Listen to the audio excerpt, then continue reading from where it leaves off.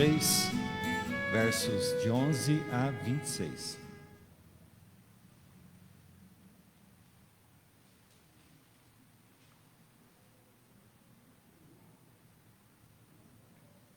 Amém? Enquanto aquele homem ainda mantinha ao lado de Pedro e João, todo o povo perplexo correu para junto deles no pórtico chamado de Salomão. Quando Pedro viu isso, dirigiu-se ao povo dizendo: Israelitas, por que vocês estão admirados com isso? Ou por que estão com os olhos fixos em nós, como se pelo nosso próprio poder ou piedade tivéssemos feito este homem andar? O Deus de Abraão, o Deus de Isaque, o Deus de Jacó, o Deus dos nossos pais, glorificou o seu servo Jesus, a quem vocês traíram e negaram diante de Pilatos, quando este já havia decidido soltá-lo. Vocês negaram o santo e justo e pediram que fosse solto um assassino. Vocês mataram o autor da vida, a quem Deus ressuscitou dentre os mortos, do que nós somos testemunhas. Pela fé no nome de Jesus é que esse mesmo nome fortaleceu a este homem que vocês estão vendo e bem conhecem. Sim, a fé que vem por meio de Jesus deu a este homem saúde perfeita na presença de todos vocês. E agora, irmãos, eu sei que vocês fizeram isso por ignorância, como também as suas autoridades o fizeram. Mas Deus assim cumpriu o que tinha anunciado anteriormente pela boca de todos os profetas, que o seu Cristo havia de padecer, portanto arrependam-se e se convertam, para que sejam cancelados os seus pecados, a fim de que da presença do Senhor venham tempos de refrigério e que Ele envie o Cristo que já foi designado para vocês, a saber, Jesus, ao qual é necessário que o céu receba até os tempos da restauração de todas as coisas, de que Deus falou por boca dos seus santos profetas desde a antiguidade. Porque Moisés disse: o Senhor Deus fará com que do meio dos irmãos de vocês se levantem um profeta semelhante a mim, a esse vocês ouvirão em tudo o que ele lhes disser. Quem não der ouvidos a esse profeta será exterminado do meio do povo. E todos os profetas, a começar com Samuel, assim como todos os que falaram depois dele, também anunciaram estes dias. Vocês são os filhos dos profetas e da aliança que Deus estabeleceu com os pais de vocês, dizendo a Abraão: na sua descendência serão abençoadas todas as nações da terra. Tendo Deus ressuscitado o seu servo, enviou-o primeiramente a vocês, para abençoá-los, no sentido de que cada um abandone as suas maldades. Amém.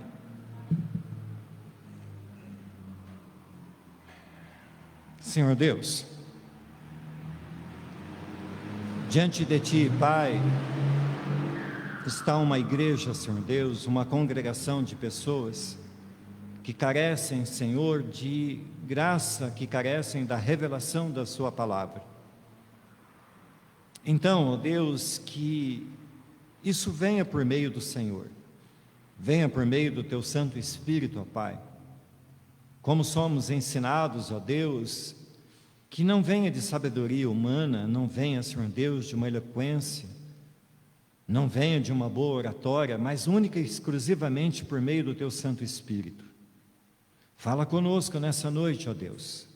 Carecemos da Sua palavra entrando dentro de nós, ó Deus, fazendo um rebuliço dentro de nós, achando, Senhor Deus, aquilo que precisa ser tirado, curando cada um de nós, ó Deus, libertando cada um de nós. Pai bendito, manifesta o Teu poder em nós e neste lugar, Senhor. Move-se poderosamente, Pai querido, para tratar conosco nessa noite. É o que eu te peço, ó Deus, no nome santo do Senhor Jesus. Amém. Glória a Deus. Louvado seja Deus, irmãos. Eu estava comentando agora há pouco com alguns irmãos como Deus é maravilhoso, como o Espírito Santo conduz as coisas, como Ele direciona as mensagens e as pregações. Desde quinta-feira no nosso culto de oração, ontem no culto de jovens e hoje nessa mensagem que eu quero vos pregar, a mesma palavra, o mesmo sentido, o mesmo tom, o diapasão de Deus afinando as coisas conforme a sua vontade, o seu querer. Eu me impressiono com Deus na sua sabedoria, na sua graça, mas também no seu amor para conosco. Trazendo aqui então algumas coisas à memória, para que nós possamos pegar assim o fio da meada, nós devemos nos lembrar que Pedro e João estão subindo ao templo e, ao passarem ali pela Porta Formosa, aprove ao Senhor, naquele dia em especial, que eles fossem movidos na direção de um homem com problema nas pernas, e era este homem um coxo dos pés, com as pernas atrofiadas, um homem já de 40 anos, coxo de nascença. E Pedro não tinha dinheiro para dar de esmola àquele homem, mas ele deu mais do que ele tinha, ele deu mais do que dinheiro.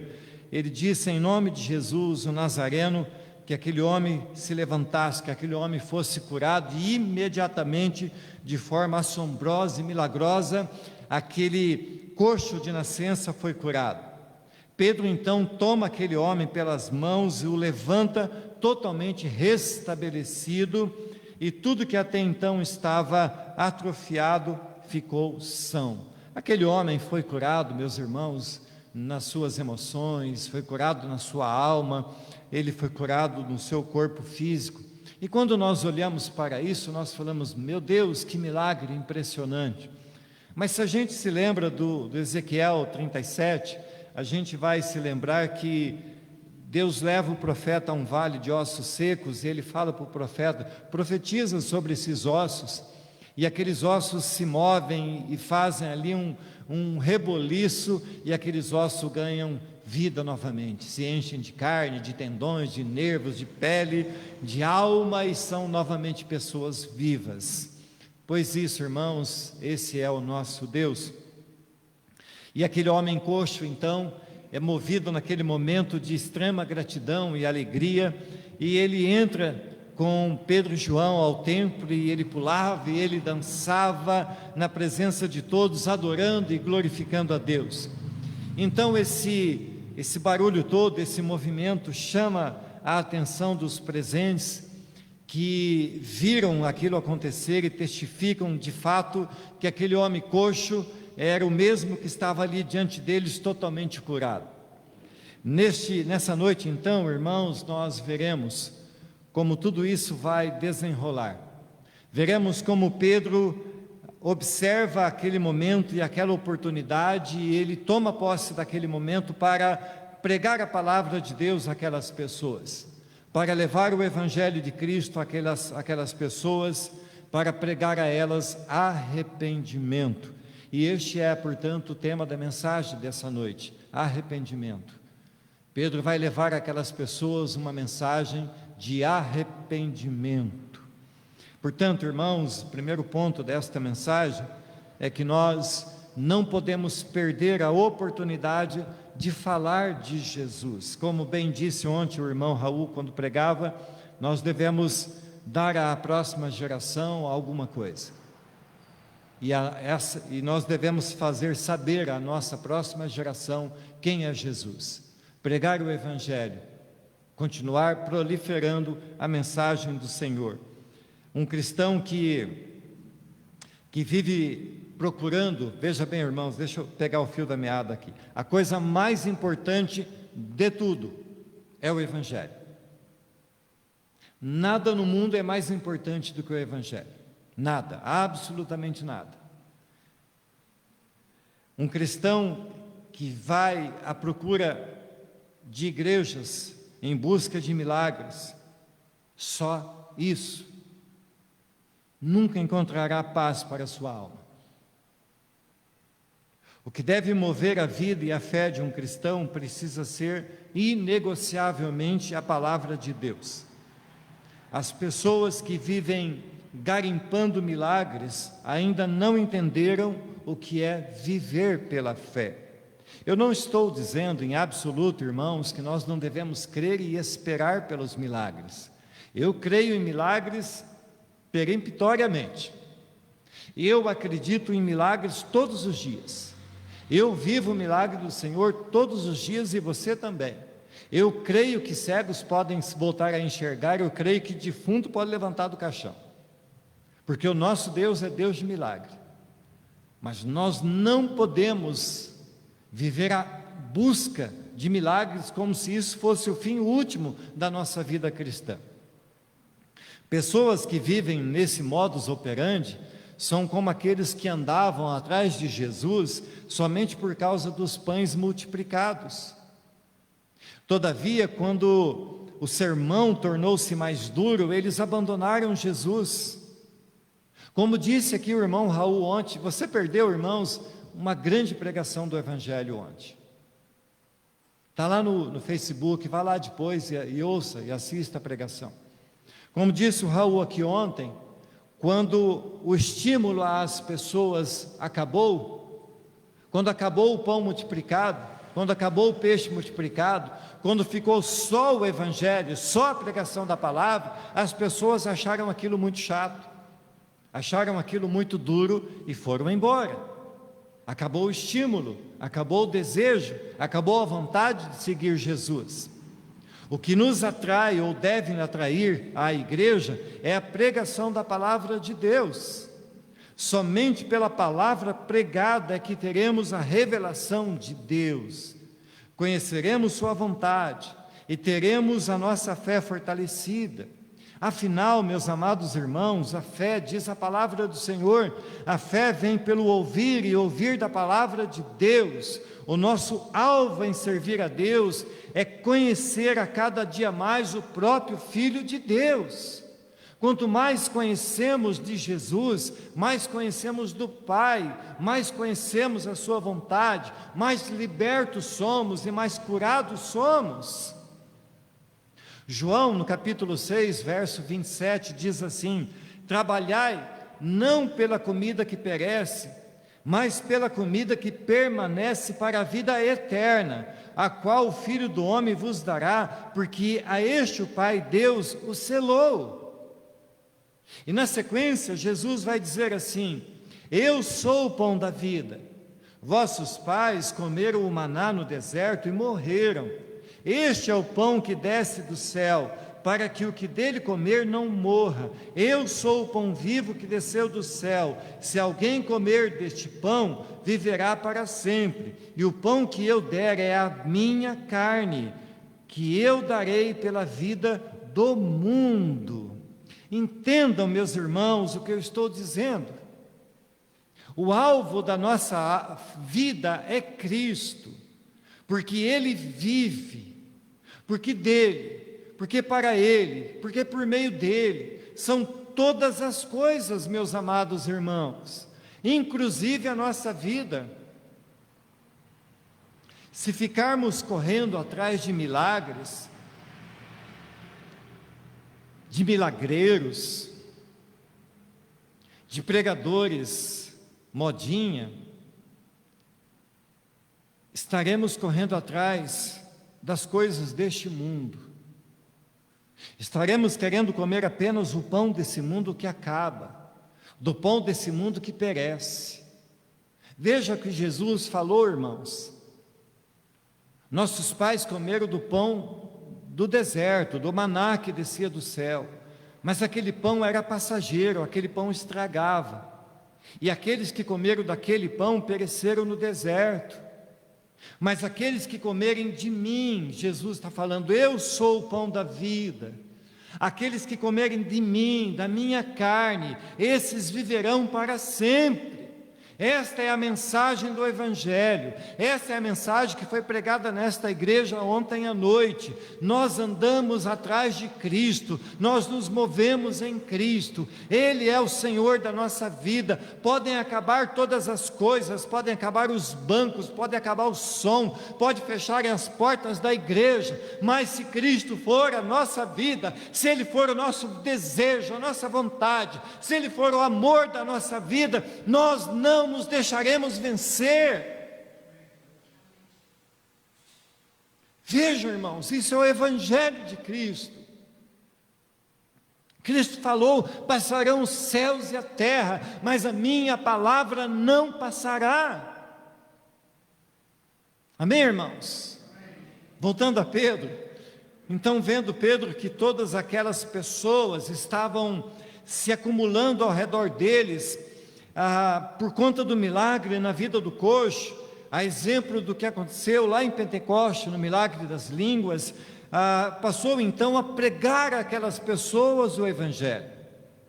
E o primeiro verso que lemos, aliás o segundo, verso 12, fala assim: quando Pedro viu isso, dirigiu-se ao povo dizendo: israelitas, por que vocês estão admirados com isto, ou porque estão com os olhos fixos em nós, como se pelo nosso próprio poder ou piedade tivéssemos feito este homem andar? Percebam, meus irmãos, como Pedro percebe imediatamente que aquelas pessoas estavam tendendo a dar a eles os créditos pelo milagre que acabara de acontecer. Na verdade, isso é mais comum do que parece. E de fato é, irmãos, uma grande tentação pela qual passa todo cristão. Sempre que fazemos algo bom, seja o que for, dentro de nós há uma briga entre querer os elogios e fugir deles.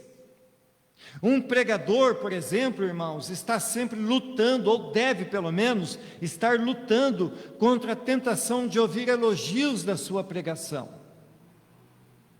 Um pregador não pode pregar algo, por mais maravilhoso que seja, e ficar aguardando que alguém venha elogiar a sua mensagem, porque não é a sua mensagem, é a palavra de Deus, é a Deus toda a glória. Pedro está nos ensinando a preciosa lição de que toda a glória deve ser dada somente a Cristo. O mover do Espírito Santo, seja por meio de quem quer que seja, é sempre para apontar a pessoa de Cristo. Irmãos, as pessoas facilmente são conduzidas e seduzidas a louvar pessoas. Isso é uma forma pela qual se demonstra certa incredulidade. Quando se louvam as pessoas, se demonstra incredulidade no Deus que não pode ser visto. Por exemplo, irmãos, o povo sai lá do Egito, o povo está lá no deserto, e Moisés sobe o monte para prosear com Deus. E o povo não sabe o que está acontecendo, o povo não vê Deus. E o povo então rapidamente, por não poder ver Deus, faz um bezerro de ouro, para poder louvar a criação. Nós cristãos andamos por fé e não por vista.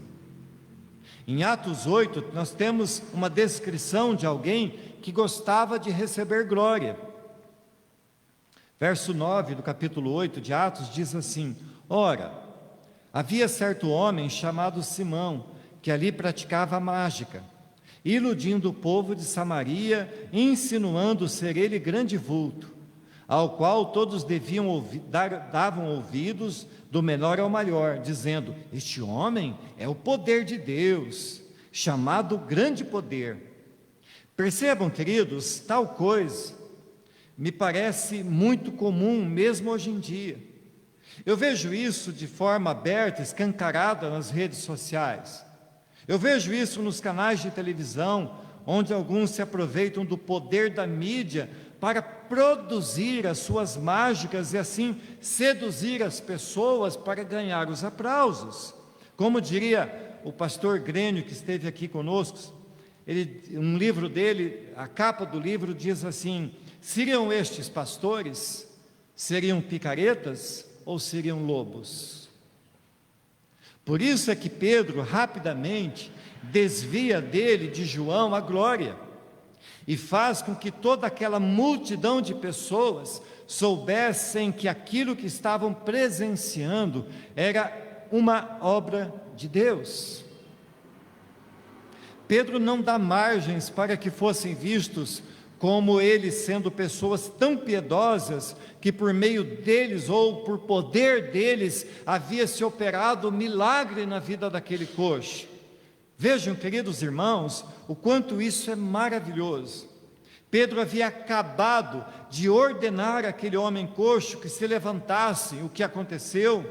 E mesmo a despeito de tamanho milagre, nenhuma glória Pedro tentou rastelar para si. Imaginem, irmãos, Pedro apontando para aquele homem curado e dizendo: por que vocês estão olhando admirados com esse acontecimento? Por que estão olhando para nós? Saibam vocês que não foi de nós que saiu o poder para esse milagre acontecer. Talvez, amados irmãos, tenha se passado na mente daquelas pessoas algo como assim: se não foram vocês, quem foi?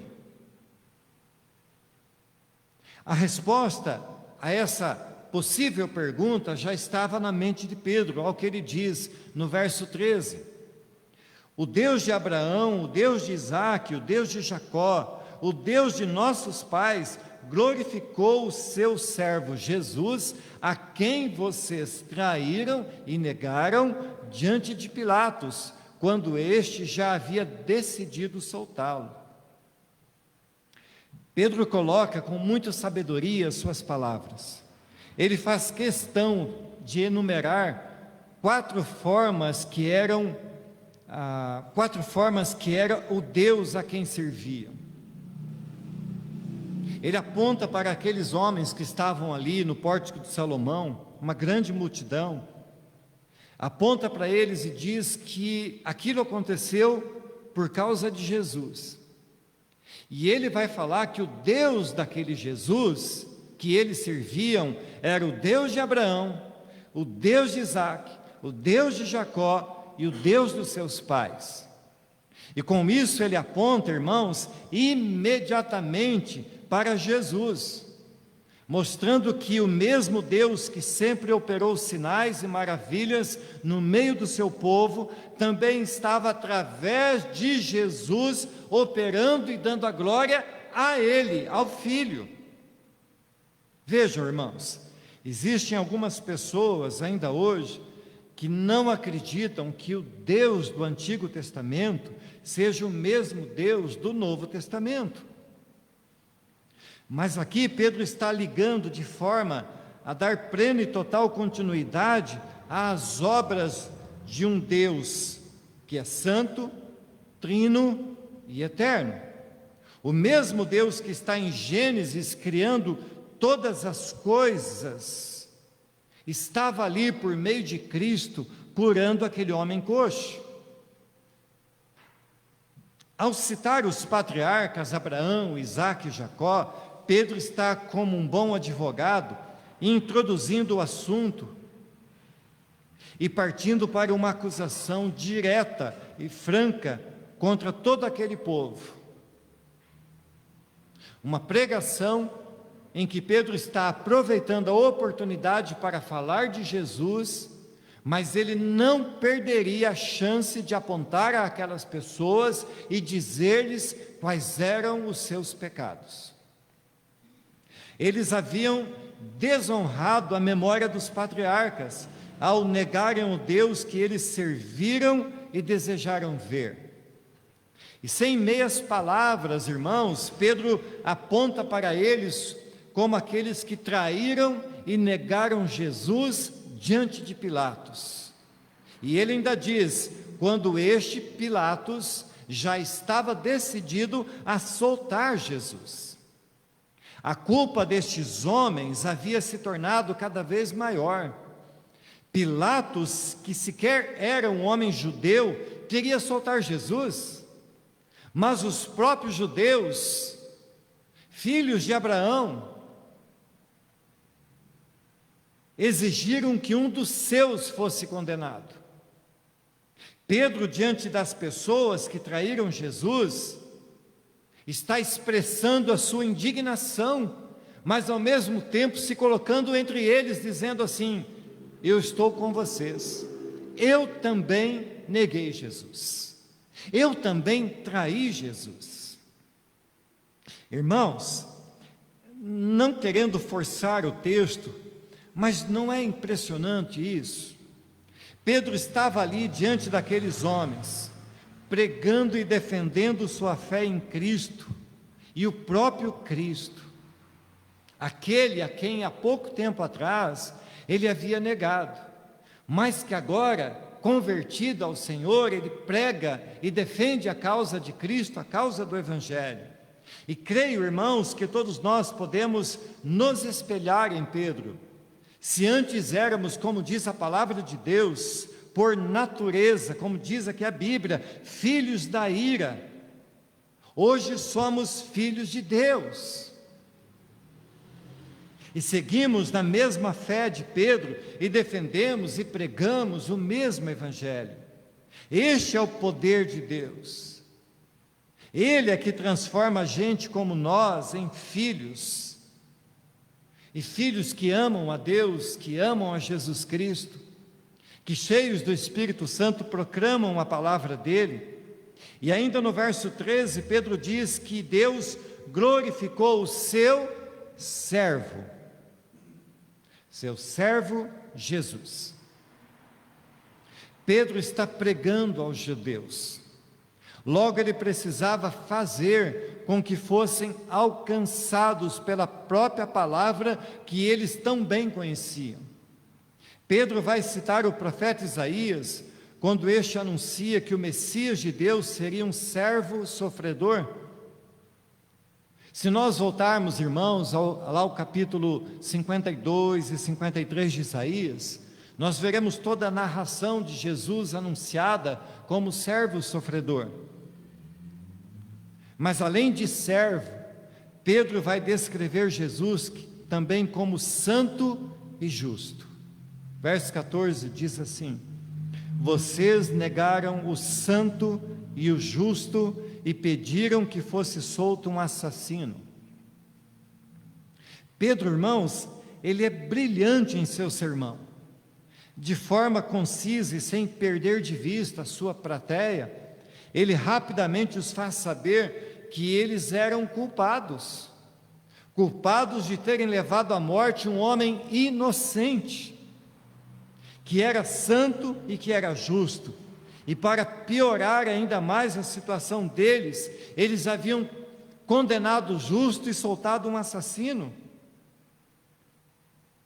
E é estranho, irmãos, que essa forma de agir desses judeus continua tão presente hoje. A gente vê isso escancarado o tempo todo, pessoas inocentes sendo condenadas e pessoas culpadas sendo descondenadas. O mundo continua exatamente o mesmo, irmãos. A forma de agir deste mundo tenebroso continua exatamente o mesmo.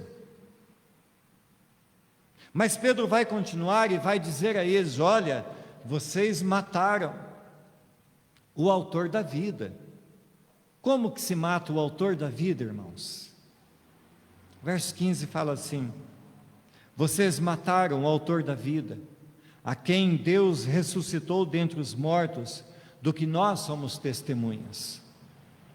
Pedro nos impressiona com o seu sermão, que vai assim, pouco a pouco, entrando na mente dos seus ouvintes e fazendo com que eles percebessem o quanto eram culpados por terem avalizado as autoridades romanas a matarem Jesus.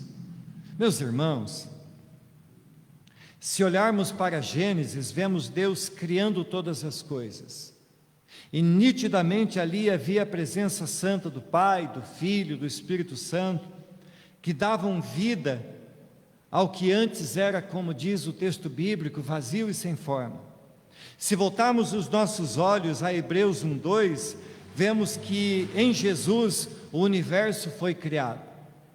E no verso 3 está escrito que Jesus é o resplendor da glória e a expressão exata do seu ser, sustentando todas as coisas pela palavra do seu poder. Este Jesus é o autor da vida.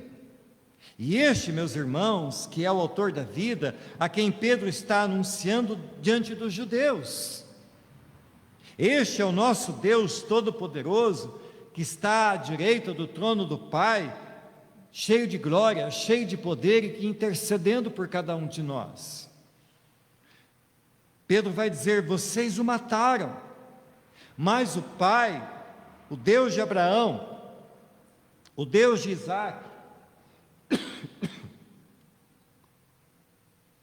o Deus de Jacó, o ressuscitou. Talvez, irmãos, na mente de Pedro, na mente dos ouvintes dele, viesse a lembrança do Salmo 16, verso 10, que diz assim: pois não deixarás a minha alma na morte, nem permitirás que teu santo veja corrupção. Mais uma vez, queridos, aparece aqui a expressão santo, e santo com letra maiúscula, para que ficasse absolutamente claro que era de Jesus que o salmista estava falando. Creio, meus irmãos, que pouco a pouco, conforme Pedro ia falando e o Espírito Santo agindo, aqueles homens iam sendo quebrantados, conduzidos ao arrependimento. Não todos, mas uma boa parte daquelas pessoas haveriam de se converter naquele dia, mas outros não. Outros, lá no capítulo 4, vão levar Pedro e João diante do sinédrio para que fossem castigados, repreendidos por estarem pregando a palavra de Jesus. E esse é o poder de Deus que ainda hoje, irmãos, continua exercendo a sua salvação sobre a vida de pessoas como nós. Pedro então ele continua: vocês o mataram, mas o Pai o ressuscitou. E Pedro vai olhar para aquelas pessoas e vai dizer assim: irmã Sebastiana, nós somos testemunhas porque nós vimos ele ressurreto.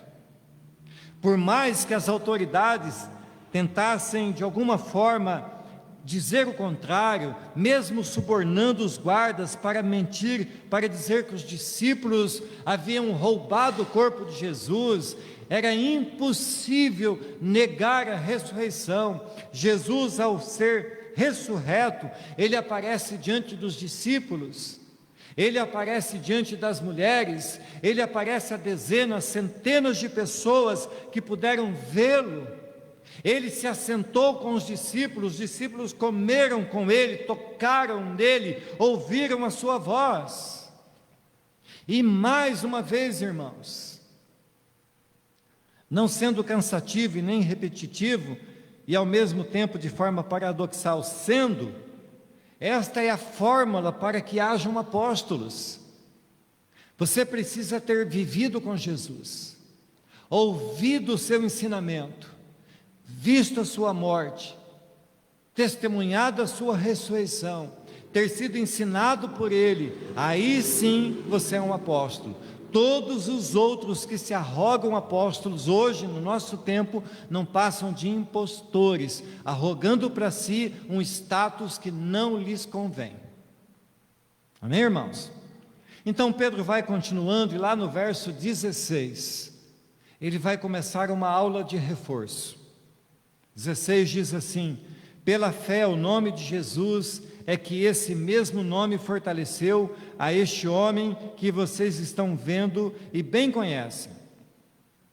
Sim, a fé que vem por meio de Jesus deu a este homem saúde perfeita na presença de todos vocês.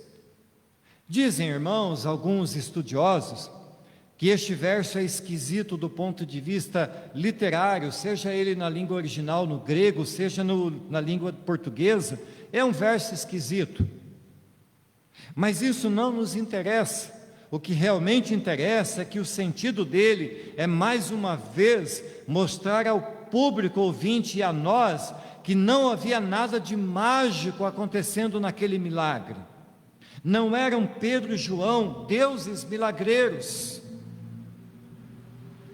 Não eram homens esperando que fossem louvados. Mas a grande luz que é lançada às nossas mentes, aos nossos corações, está que tudo isso se realizou pelo nome de Jesus. Pedro está dizendo pela fé em Cristo. E nem era a fé daquele homem coxo, mas a fé de Pedro e de João ao orarem e ordenarem que aquele homem fosse curado. E tudo isso aconteceu como fruto de uma fé simples, genuína e sincera, que se opera pela vida de Pedro e João.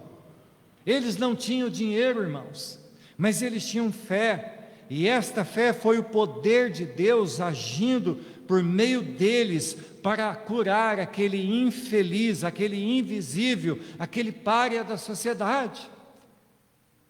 Meus irmãos, nós devemos andar por fé. Se tentarmos viver a nossa vida cristã de outra maneira que não seja crendo, dificilmente chegaremos a bom termo. Todos que se afastam de Deus, se afastam porque deixaram de crer num Deus que está atento e provendo aquilo que pela fé os seus filhos precisam receber. Então, depois que Pedro vai acusar aquele homem na cara deles, de serem eles aqueles que traíram, aqueles que mataram o Filho de Deus, o autor da vida, de ter pesado sobre eles esse pensamento, essa atitude, Pedro então ele vai passar, após as varadas, ele vai passar ao consolo e o apelo para que se arrependessem. Verso 17 fala assim: e agora, irmãos, eu sei que vocês fizeram isso por ignorância, como também as suas autoridades o fizeram, mas Deus assim cumpriu o que tinha anunciado anteriormente pela boca de todos os profetas, que o seu Cristo havia de padecer. Vejam só, irmãos, Pedro, sem meias palavras, de forma dura, de forma concisa, ele mostrou a todo aquele povo que eles eram culpados e os responsáveis diretos pela morte de Jesus. Mas de forma pastoral e cheia de amor, conforme lhe concedia o Espírito Santo, ele também os faz saber que tudo aquilo que tinham feito era porque eles não conseguiam perceber que estavam errados, que eles ignoravam que diante deles estava o Filho de Deus.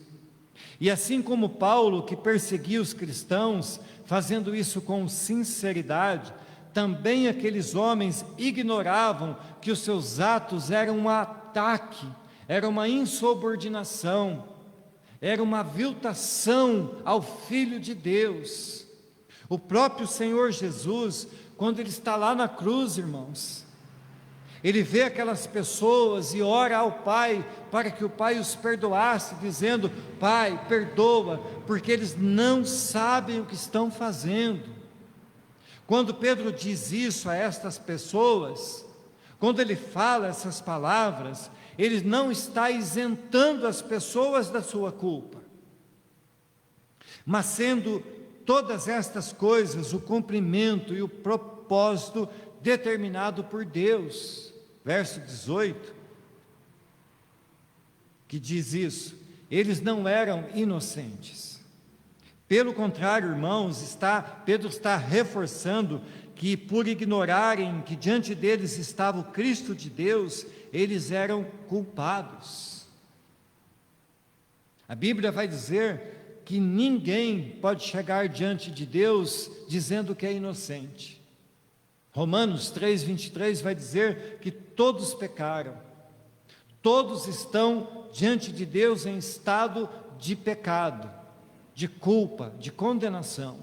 Por isso a importância de Cristo, por isso a importância da pregação do Evangelho, de pregarmos o Evangelho, porque a fé vem pelo ouvir e ouvir da palavra de Deus, e sem que haja pregação do Evangelho, não haverá arrependimento.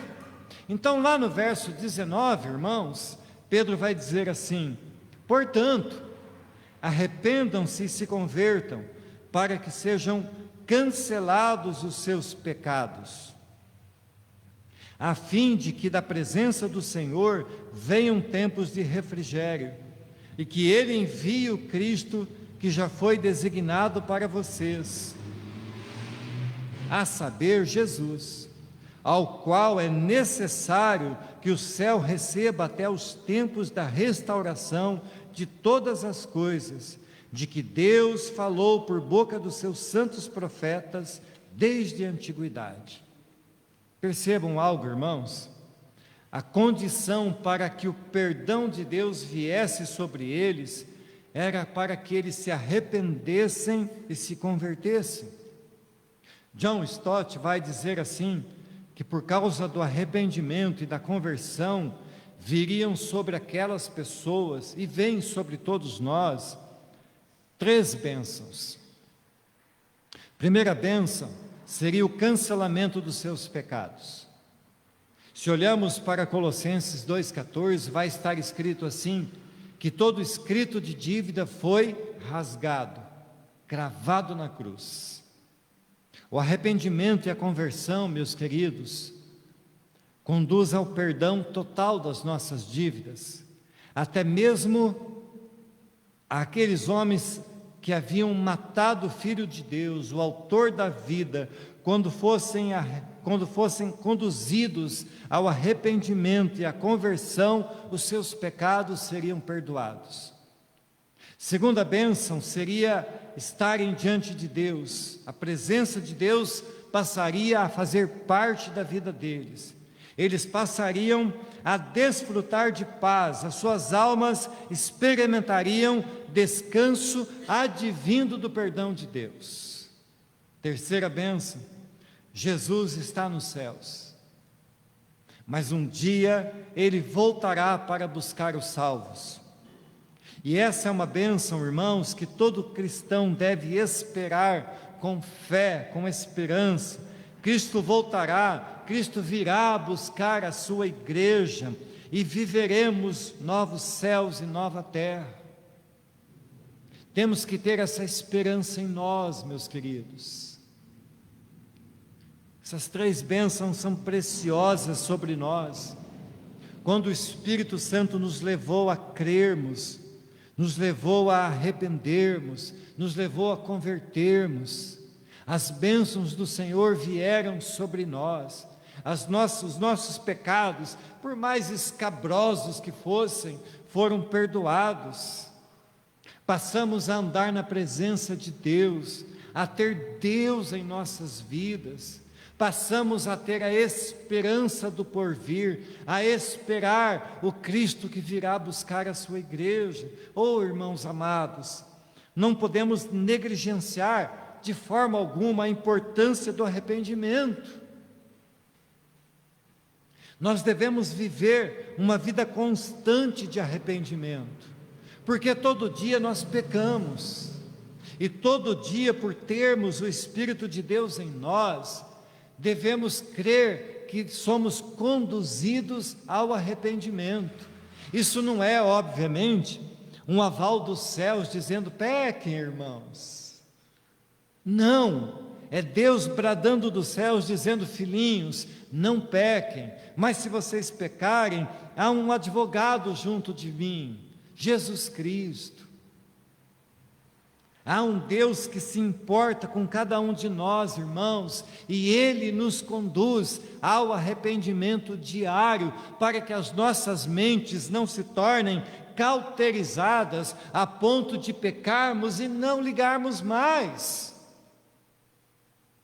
Por que que aqueles que não são de Deus não estão nem aí com seus atos profanos? Porque suas mentes, como diz o texto bíblico, estão cauterizadas, e por estarem cauterizadas, não sentem mais nada, não se arrependem, não conhecem a Deus. Vejam, queridos, é necessário, é urgente o arrependimento.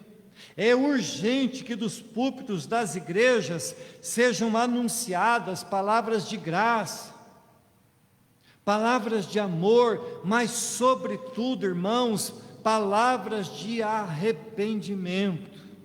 Sem arrependimento ninguém poderá experimentar a paz e o refrigério que só os perdoados podem experimentar. Como foi dito ontem, não adianta a igreja estar cheia de pessoas e as pessoas estarem vazias.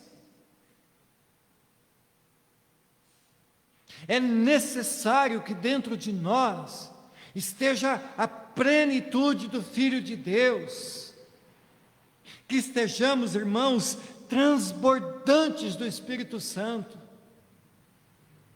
porque se estivermos na presença de Deus, Deus se moverá dentro de nós. Se prega muito sobre a Shekinah de Deus, que venha a glória de Deus, que haja um mover de Deus, mas o mover de Deus, a Shekinah de Deus, tem que acontecer dentro de nós, irmãos. Tem que ferver dentro de nós um amor e um desejo pelas coisas de Deus, por pregar o Evangelho, por pensar na próxima geração que virá depois de nós, por pregarmos esse Evangelho para aqueles que virão depois, também preguem, amem a Deus.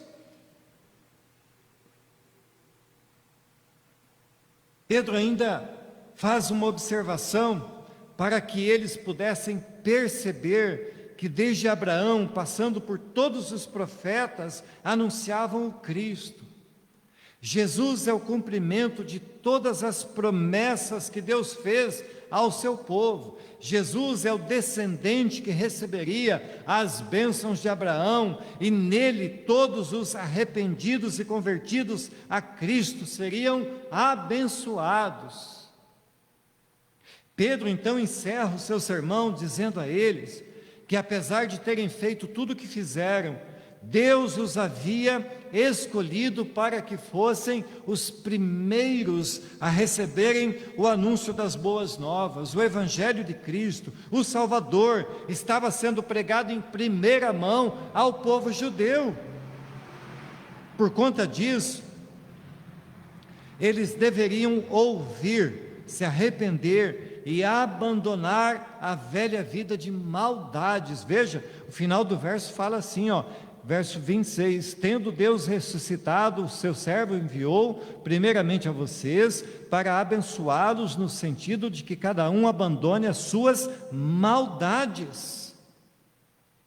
Uma pessoa convertida a Deus precisa abandonar as suas maldades. E creiam, irmãos, creiam, nós fazemos coisas más, e nós precisamos clamar ao Espírito Santo, que Ele nos ensine, porque João 14, 26 vai dizer, e Ele vos ensinará todas as coisas. Pedir ao Espírito Santo, me ensina a fazer as coisas certas, me ensina a deter-me nos meus pensamentos maus, nas minhas atitudes más.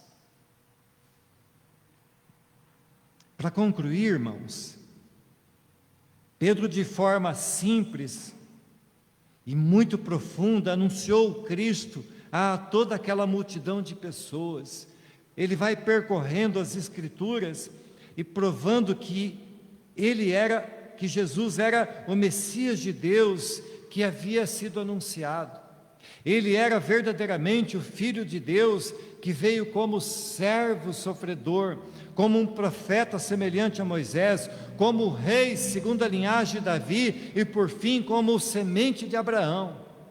Amada igreja, o primeiro evangelho foi pregado aos judeus, mas aprove ao Senhor que ele fosse esparramado e anunciado pelo mundo todo.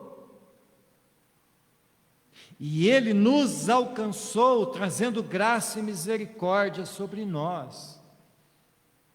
E certamente esta graça, que vem com as mesmas palavras de Pedro aos judeus, devemos abandonar as maldades, viver uma vida de arrependimento, valorizar a nossa conversão. Se antes vivíamos uma vida desregrada, se antes andávamos conforme os desejos da nossa carne, hoje, sendo nós novas criaturas, filhos de Deus, salvos em Cristo, podemos na força e no poder do Espírito Santo viver a vida de Jesus.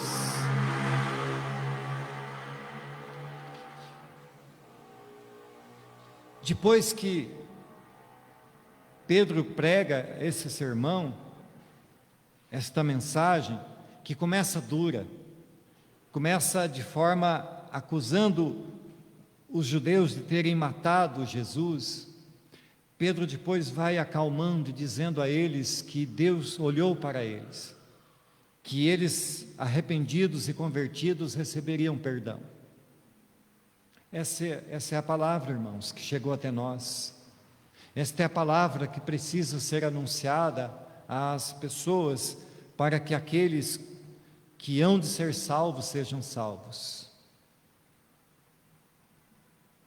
Cabe a nós continuar pregando o Evangelho, e se necessário for suportar a responsabilidade da pregação do Evangelho. Capítulo 4 em diante, que vai ser tema de outras mensagens, diz que após Pedro e João terem falado àquela multidão, eles são levados diante do Sinédrio, e lá eles serão duramente oprimidos. A pregação do Evangelho, irmãos, é uma pregação que confronta o mundo, que ofende o mundo. A pregação do Evangelho ofende até mesmo os cristãos. E por que ofende? Porque todos nós temos ainda coisas que precisam ser tiradas, coisas que quando nós ouvimos nem gostamos muito, mas que mexem dentro de nós, que nos fazem perceber que ainda estamos... Sabe, irmãos, quando eu conheci Jesus,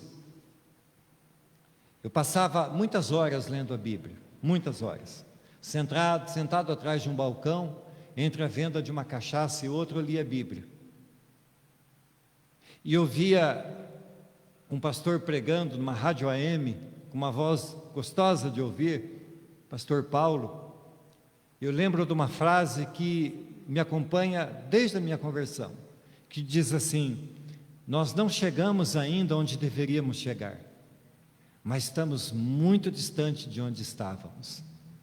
O que isso quer dizer, irmãos? Que eu e você, cada um de nós aqui, quer tenhamos um ano de conversão, 5, 10, 15, 30, cada um de nós aqui, irmãos, estamos muito, muito longe de onde estávamos antes de Cristo, mas que ainda não chegamos aonde temos de chegar.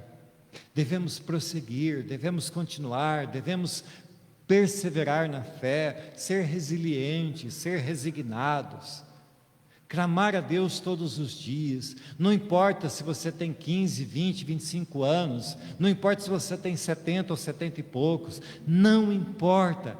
Ame a Deus, viva para Deus, busque a Deus, leia a Bíblia, ore a Deus, porque Deus é maravilhoso, irmãos. A cada dia que nos assentamos diante de Deus com a sua palavra na mão, surgem novas coisas, surgem novos pensamentos. Leia a Bíblia estudando a Bíblia, Não tenha pressa de ler a Bíblia. Você não precisa estabelecer uma meta de ler a Bíblia o ano todo, ler a Bíblia inteira no ano. O que você precisa é dedicar-se a um versículo, ainda que seja um versículo no dia, mas entrar dentro daquele versículo, pegar uma pá e começar ali a escavar, tentar buscar do Senhor o que aquilo tem para você, o que aquilo quer dizer para a sua vida. Pegue o rastelo e rastele para você cada mensagem que a Bíblia dá, cada sermão que você ouve. Jogue a sua pá fora, irmãos. Ah, se o irmão, eu vejo aqui hoje faltou vários irmãos. Ah, se o irmão estivesse aqui para ouvir essa palavra. Não, jogue a sua pá fora. A pá é aquela que você pega aquilo que você ouviu e joga para o outro. Joga fora a sua pá. Usa o rastelo, irmão, porque essa palavra é para mim e para você. Rastele para você, busque para você. Peça a Deus, para Deus revelar-te a palavra pregada, revelar-te a palavra que você lê na Bíblia. Pedro está dizendo àqueles homens: vocês fizeram coisas tolas, mas Deus ama vocês. Convertam-se, abandonem as suas maldades e vivam a vida de Cristo. Este é o Evangelho que eu quero que os meus filhos, que os meus netos continuem pregando. Esse é o Evangelho que eu quero continuar pregando até o último fôlego da minha vida. Amém, queridos?